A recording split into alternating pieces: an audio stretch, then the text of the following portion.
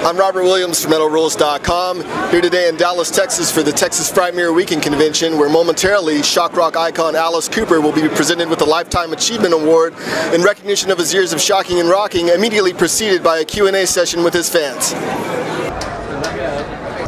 Without any further ado, the master of shock rock, the guy who did it before Kiss, before Wasp, before Marilyn Manson, Alice Cooper.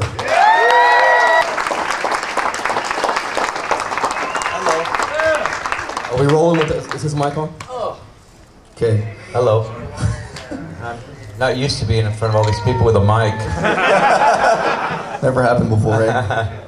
All right, well, I know you got questions, so let's see some hands come up. No math. No math? Yeah. All right, this guy over here with the camera. Yes, sir. Hi, can you tell us about some of your early horror movie or horror fiction influences that would have affected your songwriting work later on? You know, it's funny, when I was a kid in Detroit, our families just didn't drop us off on Saturday morning at the movie theater, and then we just stayed there all day, and it was always a triple, you know, It Came From Beneath the Sea, you know, all those great 50s horror movies. We'd stayed there all day, so that was like my favorite thing in the world, was those type of horror movies. But I think later on, movies like Carnival of Souls, that was a movie that just kind of like, I went, what was that?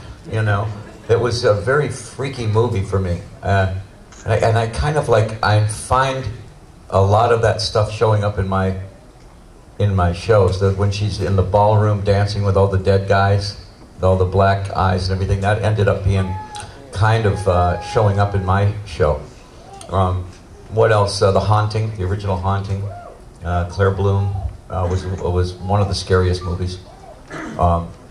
But back then they weren't splatter movies. They were more psychological, you know, horror. And you know, and that was the Harryhausen period too, where it was a lot of, you know, animation stuff that was great. But I always thought that the, you know, those type of 50s, late 50s, early 60s movies in black and white were always really good. You know, didn't really discover some of the stuff till later. Right here. Yes, so many of your albums read, you know, like a movie script, and love the new album. Have there been any serious inquiries as to a script for Along Came a Spider? Well, Along Came a Spider, they actually asked my daughter Calico to write the novel around it. Right. Who's she would do that very well. To me, it wrote itself pretty much. I mean, and the thing about that story was that you have a serial killer, and you know, he's basically, they find his diary. And all the songs are out of his diary. And then at the end, when he says, we couldn't have done that, we've been here for 28 years in this insane asylum for 28 years, then that leaves you with two things. Either it was all in his head, none of it really happened, all this diary, he just wrote it down because it was going on in his head, or there's another killer. So we left the audience with that. You know, in other words, choose your own ending on that. But is there a movie studio? There was a movie called Along Came a Spider that was about a serial killer, but it had nothing to do with this one. I just liked the title alone. I had that idea for that years ago, 15 years ago, and finally got around to writing it. And I wanted to make it totally different from the movie. But you know, it's funny how a lot of our titles come out of nursery rhymes. You know, there's always something that's nice and sweet about the nursery rhyme, and then when you turn it into a horror movie, it takes on a whole different world. That was the same idea behind Alice Cooper. I mean, you know, we could have called ourselves the Husky Baby Sandwich or something, you know. But I figured that, you know, every Black Sabbath and all this, you know, that came after us, but don't give it a scary name. Give it a really nice name. Alice Cooper was sort of a sweet little old lady that lived down the block that would probably eat you. I think this guy in the front right here. Yeah. Alice, in 1975, you taped the ABC special, The Nightmare, featuring narration by Vincent Price and also pre-MTV music videos for all the songs on the Welcome to My Nightmare album. Since Welcome to My Nightmare, the concert was released on DVD, can we ever hope to see The Nightmare, the special, released on DVD? Did you hear that, Toby? What? It's a question about if they're going to re-release anything. The Nightmare TV special? Uh-huh. The Nightmare TV special. Confusion about the actual ownership of the copyright that's scaring everybody off. We're trying to get everybody to indemnify each other and let us resolve it. There's a copyright ownership issue on it. The lucky thing about me is that I don't do any business at all. I stay so far away from business that, in all honesty, I don't have any idea how much I make in a concert. I don't have any. They learned a long time ago never to put me in charge of any business, because everything would be free pretty much. I would just, yeah, Scott, come in. I don't care, But I've had the same manager now, Shep Gordon, for 40 years. And Shep and I have been together for a long time, and our deal was always, you take care of the business, I'll take care of the art of this whole thing. And that's the way it's always been. I don't see why artists should have any knowledge of business at all. That totally kills the idea of what they're doing. So he never bothers me with that.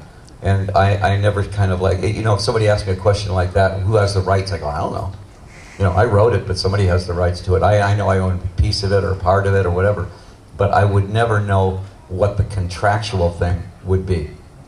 It was fun having Vincent Price on that, though. When Bob Ezrin and I were talking, we said, who do we want to do this? Who do we want to be the curator of the Spider Museum?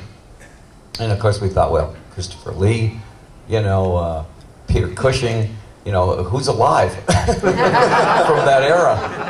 And Vincent Price came up, and of course that was the perfect one. That was the one that we called him. He came down, and he says, "Do you mind if I rewrite it?" And I said, "For Vincent Price, you can do anything you want with it." I'm your subordinate here. And so he rewrote part of it, and then I think he did one take. It was perfect. You couldn't outdo what he did on that, and so we didn't want to. As soon as it was done, I said, "We're not going to touch a bit of it. It's too good." And he went on to do the actual show with us. He went to Tahoe. We did Lake Tahoe, and he was on stage with us, which was, I think, the first time he was ever in any rock and roll production at all. Later on, he did the Michael Jackson thing, but we literally gave him his first platinum album. I actually have a question. Your horror seems to have evolved quite a bit over the years. I mean, from Welcome My Nightmare to the Gale Chop Chop Chop story on Raise Your Fist and Yell to songs about like Columbine and social things like on Brutal Planet. Has that been a conscious move or just something that just came along when these various changes in society happened? It's what affects you. Anything that affects you, I think you're going to write about. I find an awful lot of religious stuff going on in my writing because I grew up in a Christian house. My dad was a pastor, my granddad was a pastor. All of my friends when I was a kid were church kids, and it went back to that. Literally went back to that 15 years ago.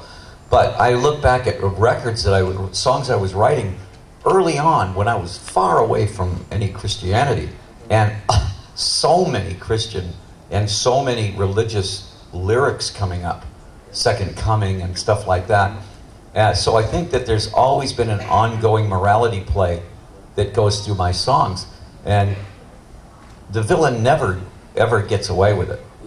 And on my stage show, I play the villain most of the time, so I never get away with it. They either hang me or cut my head off or something, and then I come back in white top hat and tails, which is sort of like a resurrection, And without me really knowing that, that's how I had written a lot of stuff.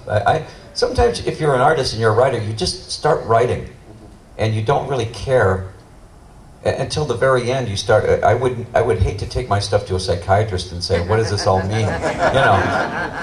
Bob Dylan once told me. He says, "I said, well, Subterranean Homesick Blues," and I'm talking about all the lyrics, and he goes, "That just sounded good." What? And he says, "Well, it just sounded good. It rhymed." So a lot of things that you think that are stories that are being deep underlying meanings, maybe there are, but sometimes they're totally unconscious. Sometimes they just sound good.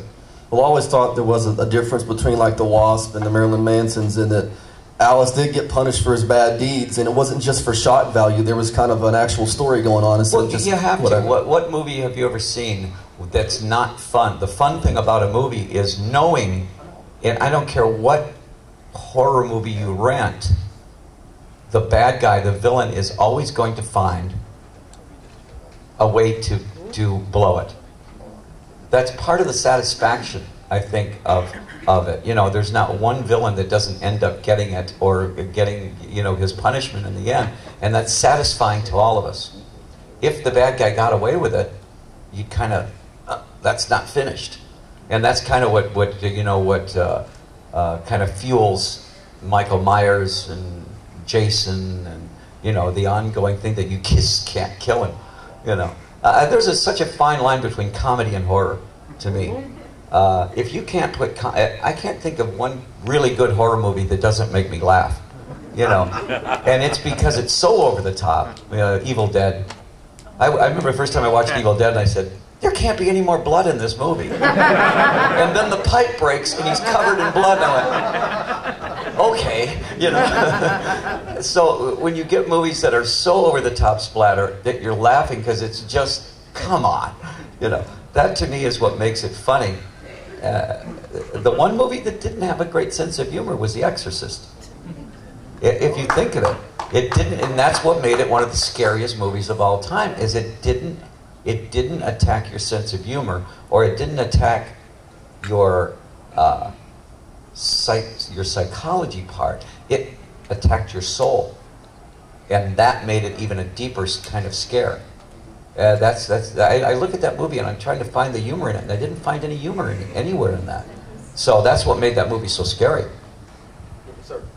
Hi, Alice. One of the greatest television moments of all time was you were co-hosting this show called I think it was the Rock Music Awards with, was it Diana Ross? Yeah, Diana Ross. Scary. If you have not seen that, you can't find it on YouTube or anything, but you went out into the audience and pulled somebody out of the front of the crowd and beat the crap out of them. It's my wife.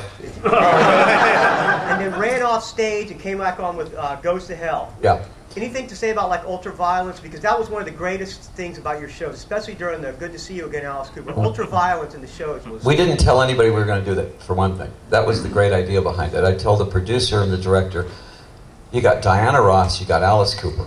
I said, I can't just get up here and be the MC for the Grammy Awards or whatever the movie awards, the music awards it was. So at some point, I said, we've got to break down this traditional show and do something that's pure Alice.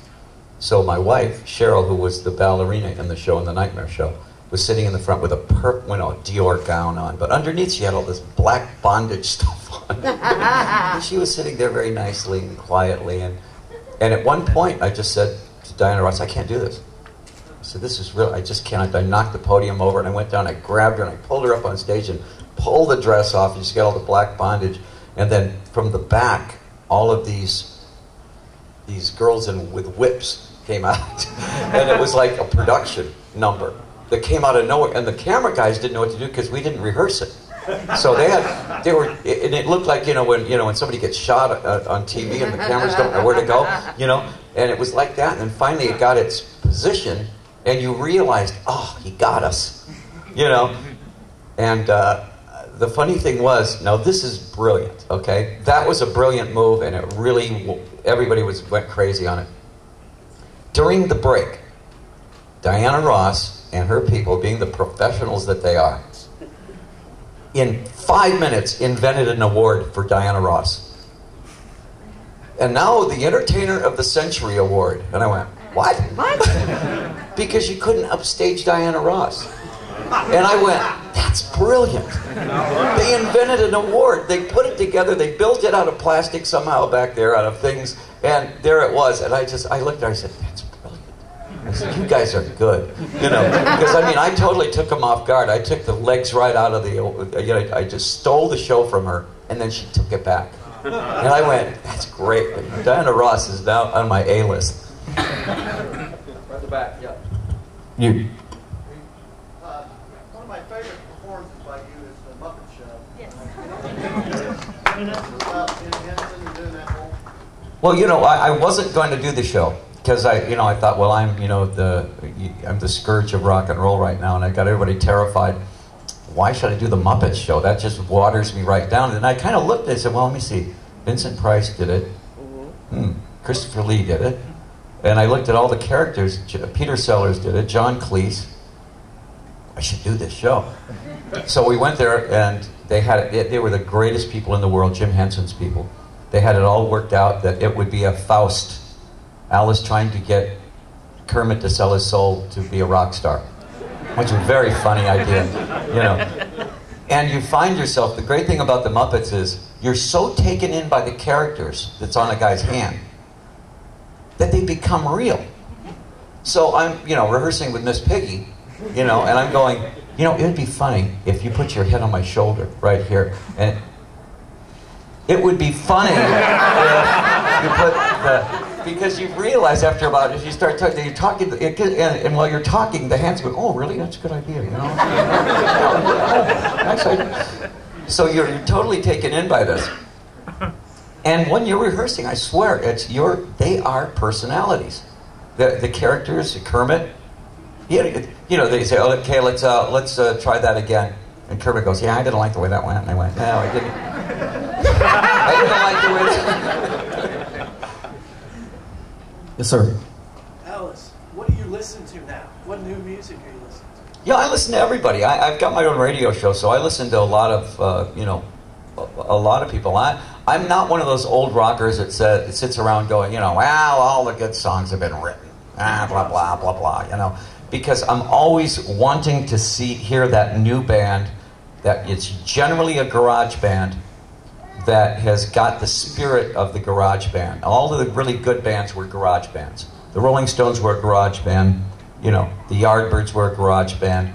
We started in a garage, and to me, when I hear 15, 16, 17-year-old kids listening to early Rolling Stones and early Kinks and getting that sound, the Hives did it, the Strokes did it, Vines, you know, I really think that's authentic rock and roll for kids. That's really good teenage rock and roll. I hate really overly produced rock and roll. Unfortunately, a lot of bands start in the studio and then go play live gigs. You have to be a band that starts in a bar and plays 5 years in a bar, doing everything from Mustang Sally to, you know, before you should even get in a studio. You should be a great live band before you get in a studio. Then you should be in the studio.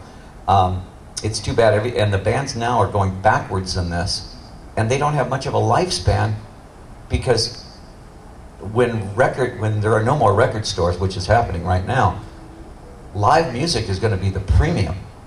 Live music is what you're going to be listening to more than anything else. You know, I hate listening to rock and roll on a computer. To me, that's just, you know, I want to hear a band. And you can't even get it even on a DVD. You're still not getting it. You got to go see a live band. That's the difference between a band and just a bunch of guys, you know. Got time for a couple more questions. Yeah, you right here. Yes, sir. Things I always found fascinating about you, unlike other rockers who just kind of hang out with other rockers. I heard a rumor that you actually hang out with silent film era stars back when you were first getting famous, like Harpo Marx. Can you share some of those stories with us? Those were some of the guys that I really wanted to meet. I got to meet the Beatles, and I was totally, you know, stoked that I got to be friends with the Beatles, you know. And the Stones, and Dylan, and Elvis. Elvis was out there. And then I said, but who do I really want to meet? I really want to meet the real legends. I wanted to meet Fred Astaire.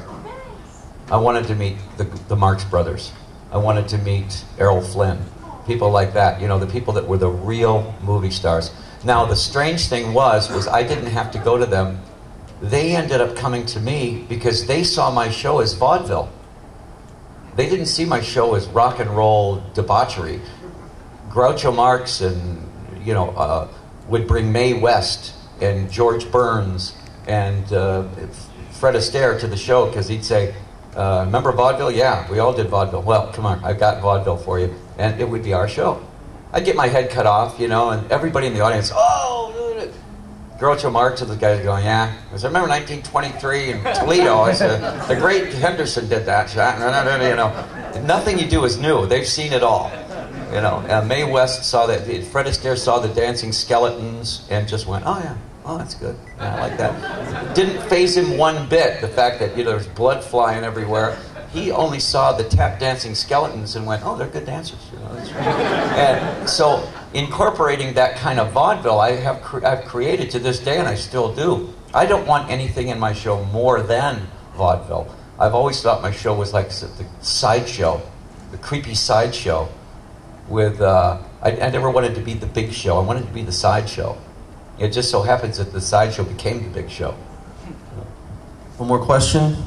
Right here, you in the glass. Yeah. Hi. If a train left Boston at 3 o'clock. Thank you. You always play the bad guy in your movies and stuff. Have you ever considered going against type? In Monster Dog, I played the hero. I hated it.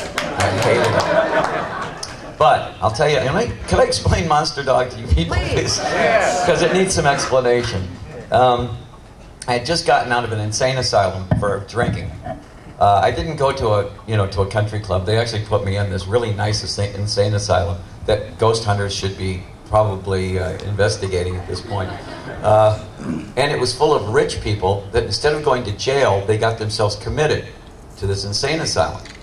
Millie and Billy. Yeah, Millie and Billy, all those people were real people.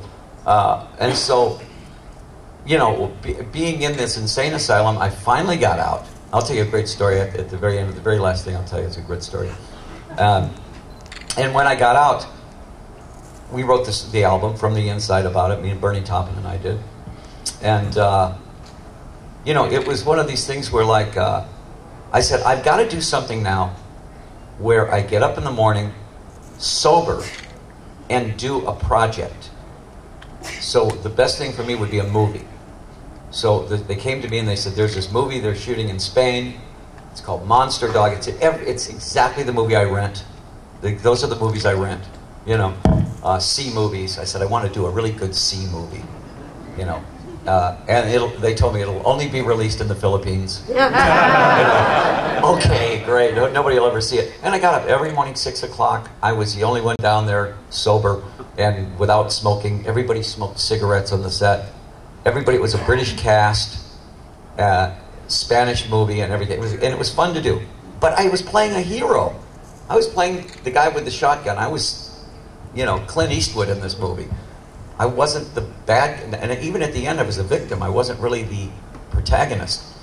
It was weird being the guy untying the girl from the railroad track rather than putting her on the railroad track. At the end of that movie, though, I proved, though, I could go 2 months without any alcohol under really stressful, situations. I had to know my lines. I had to know, and it was acting, real acting. So I finally, at that point, after I did that movie, as much as it's always in the classic turkeys of all time in your, and I love that personally. But I learned that I could work without alcohol, and that propelled me on and on and on to do other things, But you have to do that. You have to kind of put yourself in the fire and see if you can, go through the fire without cracking, and that's why we did Monster Dog. But it was bizarre. That movie was just so bizarre. It was such a blur, But getting back to the insane asylum, when I got out of the insane asylum, there was an old man. He was Henry or something, old, yeah. And he'd been in there forever. And I'm in my robe, and he's in his robe, and he puts his arm around me, and he goes, Alice, he says, tomorrow you're going home. He said, I'm going to still be in here, but you're going home to a wife and kids and a career. And he says, and I just want you to know that, he says, I want you to go back and get your life together and do it. And that, and I had a little tear in my eye, And he goes, and someday I'm going to get out of here. And when I do, I'm going to kill you. I went, okay, Henry, I got to go now. I don't know if they've let him out yet, but... Well, Alice, before we leave here, just on behalf of Texas Frightmare Weekend, my production company, Almost Productions, and all these people here and the millions around the world who appreciate everything you've done for rock and roll, for horror, for mixing horror and rock and roll, we would like to present you with a Lifetime Achievement Award. Oh, look, it's got a little dead. Befitting Alice Cooper. Yay, from me. That's very nice.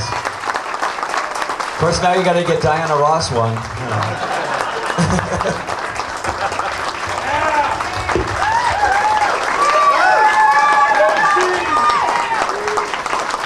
Thank you, I appreciate it. You know, if this wasn't so much fun for me, I would have retired a long time ago. But every time I think about retiring, I sit there and I go, that's a good idea.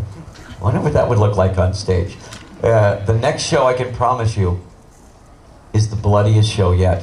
It's definitely... The other day we were talking about it with the director, Rob Roth, who's directing it, the guy who directed Beauty and the Beast. And we started looking at some sketches for some of the stuff. And I'm going, really? Really? It's going to be bloody. On a ridiculous level. Okay, thanks a lot, guys. And I'll see you there.